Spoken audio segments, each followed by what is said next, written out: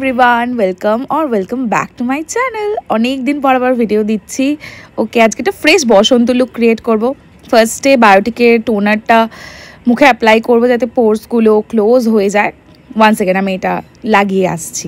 এরপরে অ্যাকোলজিকার সানস্ক্রিন ভরে ভরে, যেহেতু দিনের বেলা বসন্ত লুক আর অলরেডি মার্চ, তো ভালোভাবে সানস্ক্রিন না লাগালে মুখটা পুড়ে যাবে। তো এখানে আমি 2 পাম্প ভালো করে সানস্ক্রিন গোটা মুখে চারিদিকে মেখে নেব। এরপরে আসছে জুডিওর একটা glowing fixer plus pre fixer everything. এটা মেকআপের আগে ইউজ করলে, মেকআপের পরে ইউজ করলে, যাই ইউজ করো, আর অন্য কিছুর দরকার পড়ে না। আজকে মেনলি দুটো জিনিস জন্য ট্রাই করার জন্য আমি খুব এক্সাইটেড। একটা হচ্ছে ইনসাইটের কালার কারেক্টিং প্যালেট, যেটা আগে আমার ছিল এইটা এইচডিটা। আর অ্যাকচুয়ালি এতে যে অরেঞ্জ শেডটা ছিল এটা আমার টোনের জন্য নয়, দ্যাটস ওয়াই আমি এইটা আবার রিপারচেস করি, যেটা নর্মাল কালার কারেক্টিং প্যালেট। এর অরেঞ্জ শেডটা একদম পারফেক্ট, যেহেতু আমার ডার্ক স্কিন আর অরেঞ্জের টোনগুলো একটু ডিফেন্ড করে। পিচ টোন দিয়ে কারেকশনটা হবে না, একটু ডার্ক অরেঞ্জ টোন চাই। এটা মুখে ডিজলভ করে নেবে আস্তে আস্তে। এরপরে ভালো করে ড্যাবিং মোশনে অরেঞ্জ কারেক্টারটা ভালোভাবে সেই জায়গায় প্লেস করতে হবে, ড্র্যাগ না ড্যাবিং। এরপরে আমার ট্রাস্টেড ব্রাশে আমি শিফট হয়ে গেছি। এরপরে এই যে প্রোডাক্টটা আমি নতুন কিনেছি, এটা অ্যাকচুয়ালি হ্যালো গ্লো টাইপের এলফের। এটা ইনসাইটের ওর মানে বলবো কি রেপ্লিকা না ডুপ্লিকেট না, বাট এক্স্যাক্ট সেম জিনিস। এটা জাস্ট তোমার মুখকে একটা ব্রাইটিং করবে। আমার ওই প্রি যে হাইলাইটিং ব্যাপারটা ওটা ভালো লাগে না, but this thing amazing. Just যদি অন্য কোনো সময় অন্য কিছু মাখতে না ইচ্ছা করে, এটা মেখে চলে গেলে এনাফ। এরপর আমি হিলারি রোডের একটা ক্রিম ব্লাশ ইউজ করেছি ফার্স্ট টাইম। দারুণ রেজাল্ট, দারুণ। মানে জাস্ট আমি কয়েকটা ড্রপ বিন্দু বিন্দু ইউজ করেছি, আমার এনাফ, মানে মুখটা সাংঘাতিক। এরপর আসছে মেন কাভারেজে আমি নায়কার ফাউন্ডেশন ইউজ করেছি। এখানে ফুল কাভারেজ ডে লুকের জন্য ফ্যান্টাস্টিক। এখানে আমি ভালো করে এটাকে ব্লেন্ড করে নিয়েছি। And then coming back to the like contouring, আমি এই প্যালেটটা থেকে কন্টোর শেডটা নিয়ে যেখানে যেখানে কন্টোর করার আমি সেখানে কন্টোর করে নিয়েছি। আর যেহেতু ক্রিম কন্টোর একটু ব্লেন্ডিংয়ে টাইম লাগে। অ্যান্ড আফটার দ্যাট সমস্ত কিছু ক্রিম প্রোডাক্টের পরে ফিক্সার। আর লাস্টের এই জিনিসটা হচ্ছে বানানা পাউডার, যেটা তোমার নর্মাল মেকআপটাকে এইচডিতে ট্রান্সফার করে দেবে।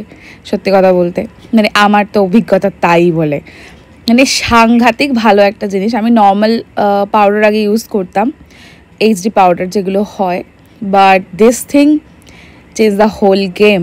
মানে আই কান্ট বিলিভ এটা কি সাংঘাতিক এফেক্ট দেয়।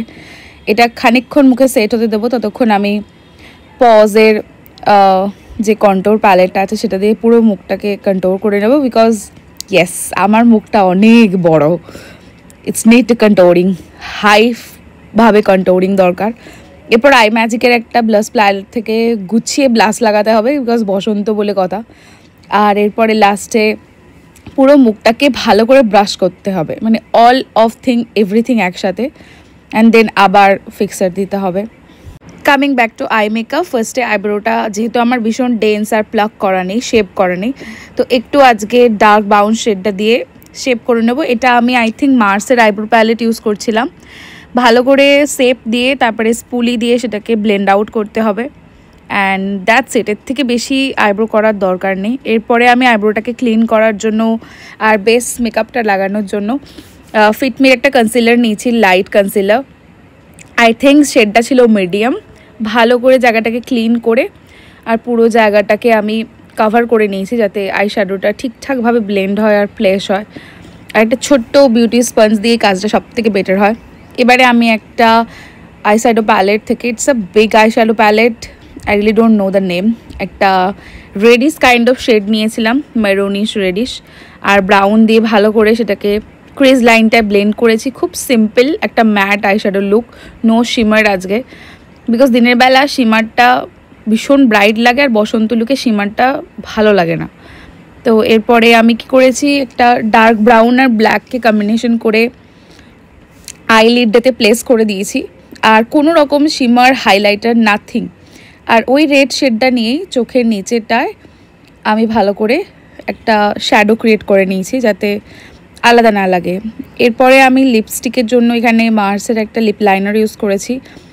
অ্যাকচুয়ালি এটা একটু পরে করার কথা, বাট আমার মুখটা ভীষণ ফাঁকা ফাঁকা লাগছিল। আর যেহেতু খুব প্র্যাকটিক্যালি আমি একটা মেকআপ দেখিয়েছি যেটা সবাই করতে পারবে, জন্য কোনো আলাদা কিচ্ছু না, জাস্ট মাস্কারা আর লাইনার ইউজ করিনি আমি। এখানে একটা শ্যাডো ক্রিয়েট করেছি ব্ল্যাক শ্যাডো দিয়ে, আর এখানে একটা নিউড লিপস্টিক, আর no eyelash, nothing, because eyelash পরে অ্যাটলিস্ট হোলি খেলা যায় না। আর একটা ছোট্ট কালো টিপ।